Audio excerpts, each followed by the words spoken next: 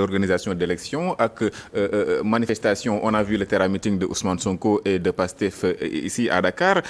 Diomaye président war a dem Mbour ñoom it ñu organiser wala ñu annoncer un grand rassemblement pour wane aussi un peu seen force. Est-ce que tout ça n'entre pas dans la perspective de dire au président nous sommes aussi forts que le Pastef? Oui, c'est deux forces différentes. Pastef d'un côté qui est en train de faire sa démonstration de force durant tous les week-ends yi nga xamante ni tey jii moom la ñu assisté gis nga ay organisation JPS mi ngi activé wu lu mu mën sous l'impulsion du président du parti Ousmane Sonko bii bëgg parti bi réanimer waat ñu nekkaat dem à la base jege militants yi. De l'autre côté aussi il y a Diomaye président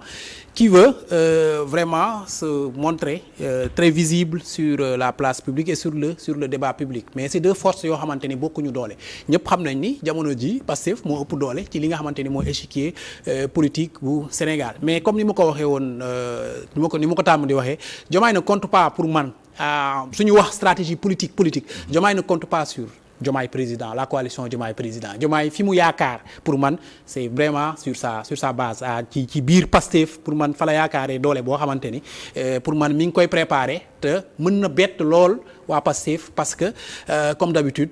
comme ni ma ko waxee au début de l'émission ñi nga xamante ni ñooy afficher seen soutien ak seen fidélité à Ousmane Sonko ci kaw ci responsable yi ak ñeneen ñi bu ñu demee en coulisses personne ne sait ce qui se passe et au Sénégal on sait tous les pouvoirs que détient monsieur le président de la République. Pouvoir décret bi Sadio wax na ko léegi dafa am doole ci suñu dëkk président am na ay fonds yoo xamante ni tey jii mën na ko utiliser à des fins politiques donc ça il ne faut pas sous-estimer ça et que pour man Diomaye compte sur autre chose que sa coalition là Diomaye président. Le président de la République parle en parlant de la crise bi nga xamante ne nit ñi ñu ngi koy wax mu ne crise mënut a am parce que digganteem ak premier ministre décret moom moo fa dox mais est-ce que moom tamit dans sa lecture juumul est-ce que crise institutionnelle bu naree am du moom ak Assemblée nationale? Oui, et une fois qu'il va décider de se séparer du premier ministre après il va se mettre à dos l'Assemblée nationale, la majorité parlementaire s'entend parce que kii Boubacar mi ngi koy wax léegi nee na am na ay députés Pastef yoo xamante ne leer na leen ni ñoom après ci Diomaye lañu jëm mais ce qui est constant c'est que la majorité des députés vont rester fidèles à Ousmane Sonko ndongo bi nga xamante ni président organisé woon na ko ci koor gi fële ca palais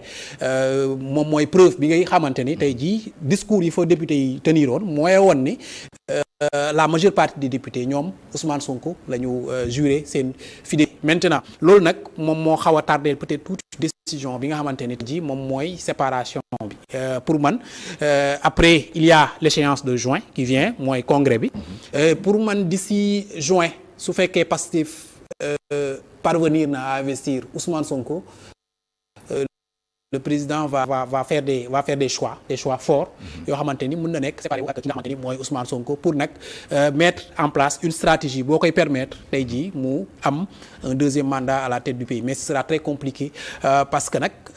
ci jamono jii bu ñuy def lecture jafe na tey jii nga dem élection gagner Ousmane Sonko ci ay cartes maintenant en politique rapport de force la d'ici 2029 sori na est-ce que bu dindee Ousmane Sonko ci boppu réew mi dindi ñëpp ñi nga xamante ni tey jii ñooy responsable yi nga xamante ne am nañu ay postes ci gouvernement bi ak ci administration bi est-ce que Pastef a les moyens de faire cette politique là jusqu'en 2029 sans pour autant ñu am ay problèmes ci seen biir ay problèmes finance s'entend par rapport ak ni nga xamante ni tey di Diomaye moom la mën a utiliser les moyens de l'État pour arriver à ses fins loolu moom mooy li nga xamante ne tey jii mooy doon équation bi. Boubacar y a l'équation sur la candidature ou probable candidature de Bassirou Diomaye Faye au congrès de Pastef pour xëccoog Ousmane Sonko avant sax ñu egg 2029 est-ce que intégré ngeen loolu.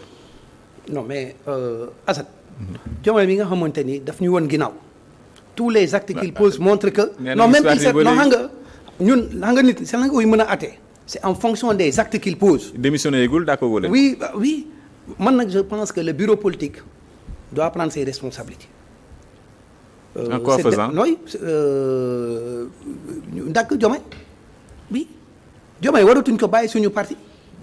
Vous proposez de l'exclure de. mais oui Diomaye daf ñu woon ginnaaw. mais c'est devenu un militant un simple militant. oui mais même bu dee c'est un simple militant sax nañu fa génn parce que militant bu respecté le président du parti dañ lay teg à côté.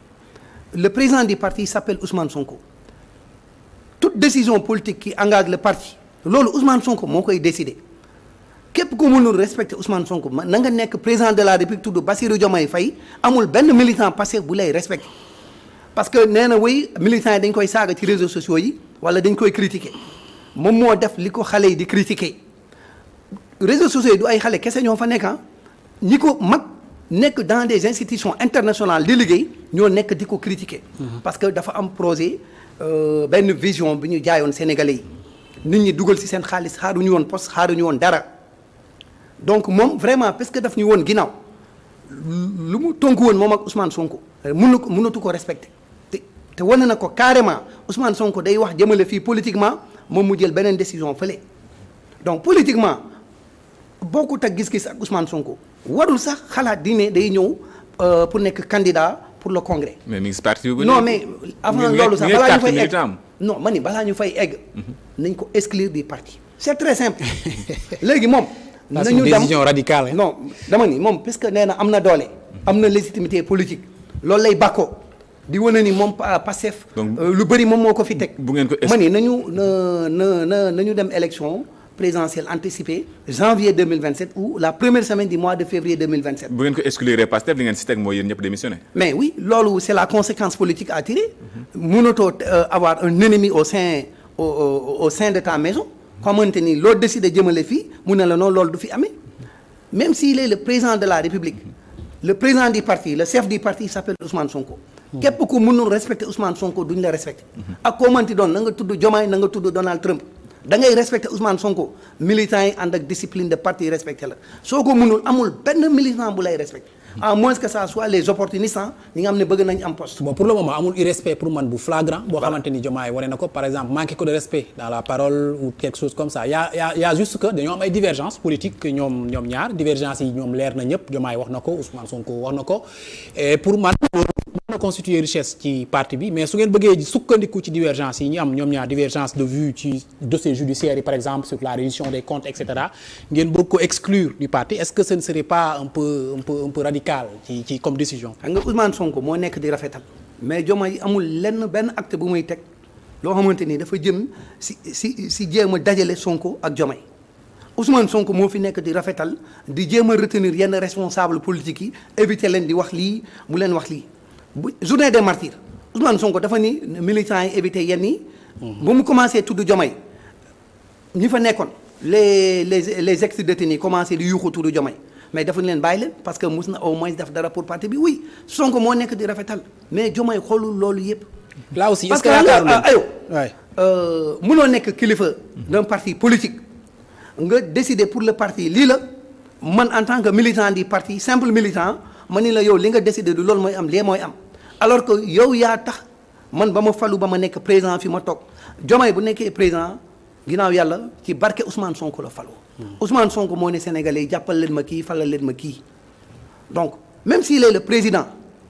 Ousmane Sonko moo ko teg fi mu teg fu mu toog. il faut qu'il respecte Ousmane Sonko. mais politiquement samedi on a Ousmane Sonko c'est son patron. constaté ci entretien bi mu accordé à la presse que ni attaques yi ngeen koy attaqué les responsables aussi bien les responsables de Pastef que les militants de Pastef sur les réseaux sociaux et sur les médias quand même touché na ko. effectivement donc est-ce que yaakaaru leen ni quand même vous êtes allé trop loin dans ces attaques là parce que ci yéen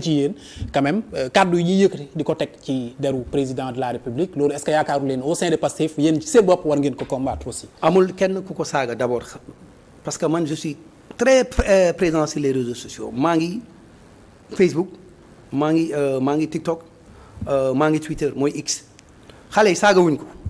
xale yi lu ñu koy rappeler saa yu defee sorti ce sont ses engagements vis-à-vis des Sénégalais di ko defal carton rouge di ko tuddee Blaise Compaoré bu ñu koy wax ça renvoie à l'image entre les diggante Compaoré l'image du traître quoi. waaw mais Diomaye li mu def nii moo gën a yées loolu li mu def mooy li des kay mooy teg paaka Ousmane Sonko ci pot rek loolu la deful mais li mu def ak sacrifice yi Ousmane Sonko consentir ak li Ousmane Sonko daj sacrifier carrière am sacrifier sa famille ñi ko jege yëpp ñu sacrifier leen dans l'administration mettre leen au frigo man je suis un exemple patent de ça sous le régime de Macky dañoo jàppoon ni que suñu genre yi puisqu'on est dans l'administration ñun ñooy jox yenn faire fuiter certaines informations am na sama benn xarit bu bokk Pastef inspecteur des impôts et domaines dans la semaine moo ngi fi woon Karim Camara mais dañ ko mettre au frigo depuis du temps de Macky te ba tey et c'est dommage que ba tey l'actuel directeur général des impôts ne l'a pas rétabli loolu tam il faut ñu corriger ko. Diomaye ñun honnêtement boo bëggee dégg c'est que dit la base parce que Pastef le plus important dans Pastef c'est le militant le militant est au-dessus de tout le monde il est le plus important dans le dispositif du parti les militants de façon générale waxatuñu ci Diomaye dara amul nag kenn ku ko saaga dañ koy rappeler ses engagements xam nga nag bëggul dégg Diomaye genre nit boobu la boo koy fàttali ni yow li nga waxoon defoo ko yaa ngi naan looloo ko métti yaa ngi naan engagement mais moom nee na musul jël pacte. non day wax lu ko neex est-ce que da nga Ousmane Sonko boo visité wax 2014 ñoo ngi 2026. kàddoom musul soppeeku. ce qu'il te disait en 2014 ba 2026 ñu nekk nii 12 ans boo xoolee vidéo par vidéo lu mu la wax il était constant. Ousmane Sonko du taxaw fii ni am na li mu tënku moom ak Diomaye dañoo tënku ci dara. fekk bon tegu ko ci dégg Ousmane Sonko du koy waxantu du wax lu amul lépp lu muy def day xool diggante ak yàlla du xool lu neex nit c'est ça la vérité. Ayoba sur si sortie boobu tamit il a parlé de la candidature du président Macky Sall à l'ONU est-ce que explication mu convaincre na la. Bon j'avoue que cette partie-là quand même wax na ni du moom ci Macky Sall la yégee li nga xamante ni mooy candidature que ay naataangoom ñoom ñoo ko wax mais da ngay quand même ci développement yi que ni moom parewul woon pour soutenir ki nga xamante ni mooy candidature ki nga xamante ni mooy Macky Sall et je pense que sax mooy ligne directrice bi nga xamante ni Pastef aussi moom la jël soutenir candidature ku mel ni Macky Sall ak li nga xamante ni passif bi nga xamante ni moom la am Sénégal je pense que loolu du woon décision bi nga xamante ni moom la waroon a jël maintenant nag bëri na politique boo xamante ni jaar na fi ni ma ko waxee woon ci début ba attitude présidence de la République dafa waroon clair dès le début bi ñu commencé polémique bi di installé wu ñu def communiqué wax ni Sénégal soutenirul candidature benn Macky Sall fële ca secrétariat général de l'ONU bu ñu ko defoon au début balaa coow li di jóg muy dem Burundi di instrumentaliser présidence su Union africaine Burundi bi pour ñu wax ni Union africaine moom moo ko soutenir et cetera kon coow li du egg fii président et c'est souvent le défaut ci régime bii nga xamante ni tey ji moom la ñu am mooy communication bi nga xamante ni dañ ko waroon def et c'est la même chose avec li mu expliqué keroog ci dossier judiciaire yi nga xamante ni moom moo concerne les martyrs ak ceux qui sont blessés au cours des événements 2021-2020 depuis tout ce temps-là kenn mësul wax yaay yëy yàbbi ci enquêtes yi nga xamante ni ñoo nekk en cours keroog la ci président mosa wax alors que le ministre de la justice est là pour parler aux Sénégalais ci fan la enquêtes yi toll pour ñu xam réellement ce qui se passe. Si on reste sur le cas du président Macky Sall li mu koy reprocher en tout cas si argument bi mu joxe moom mooy le fait que yëgalu ko ñeneen a ko yëgal bu ko teg pression est-ce que loolu rek moom mooy argument bi nga xamante ni moom moo tax Sénégal war a bañ a jaaxal. justement loolu war woon doon le seul argument bi nga xamante ni Diomaye moom la war a teg ci table bi pour ne pas soutenir la candidature de Macky Sall pour man. Sénégal am na ay arguments yu bëri yu mën a teg ci table d'abord le passif de Macky Sall est récent il est là les événements de 2021 et 2024 sont là mais le plus pour man bi nga xamante ni moom moo gën a consistant mooy le 3 février 2024 bi mu décidé annuler suñu élection un président en exercice qui annule une élection ak au 21e siècle kooku warul prétendre tey jii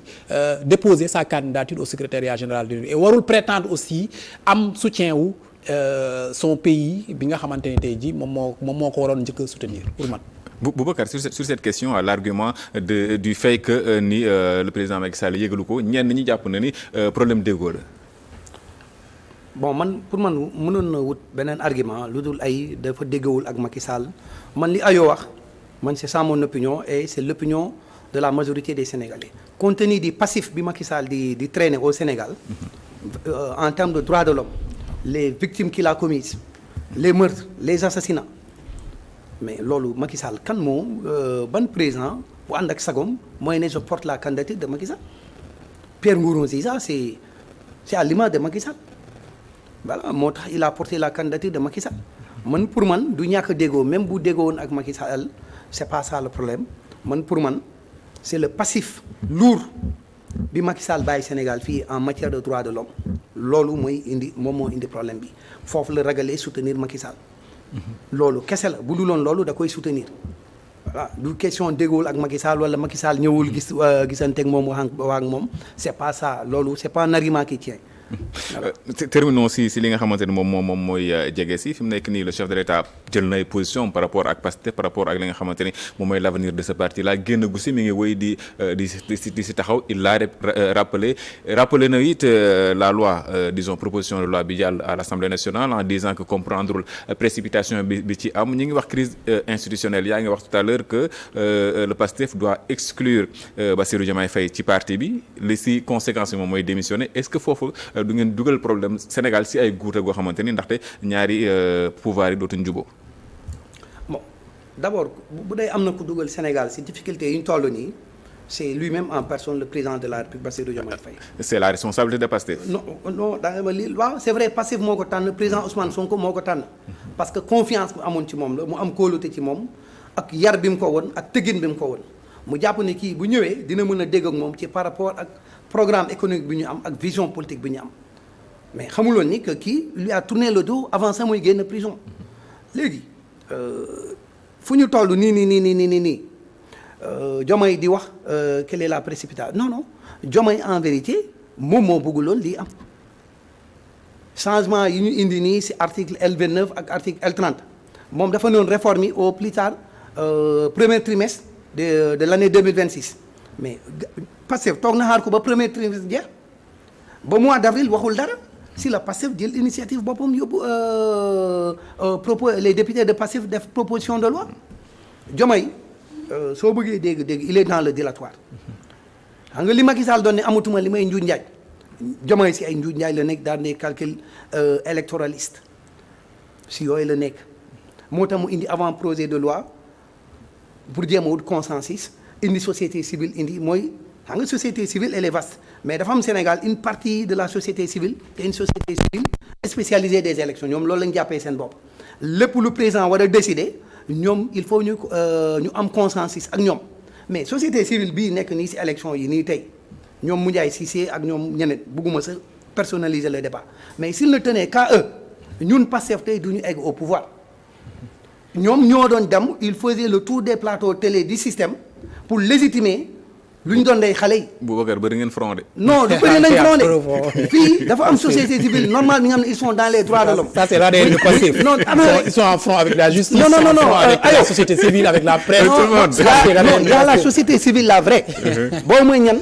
mooy la RADDHO. Amnesty ñoom Seydi Gassama. ONDH LSDH. ñii ma lay wax nii Macky Sall moo leen créé de toutes pièces. pour venir s'opposer à la vraie société civile. looluy dëgg parce que l'un des acteurs de la société civile. Qui fait de l'activisme il était chargé de communication de l'OFNAC yooyu nooy nekkee société civile ba pare nekk chargé de communication de l'OFNAC mais loolu dafa yenu maanaa loolu est-ce que était même vice-président au moment je crois. waaw voilà loolu est-ce que loolu yenu na maanaa ñooñu ñoo doon def le tour des télé ak les radios du système di enfoncer Ousmane Sonko dina woy bu xale lu tax ñu rey leen Ousmane Sonko moo woote mortal combat mais ñooñu est-ce que tey am nañ droit tey toog fii mais xam nga bu ñu nekkoon dans un pays normal sax ni il n'avait plus droit au chapitre.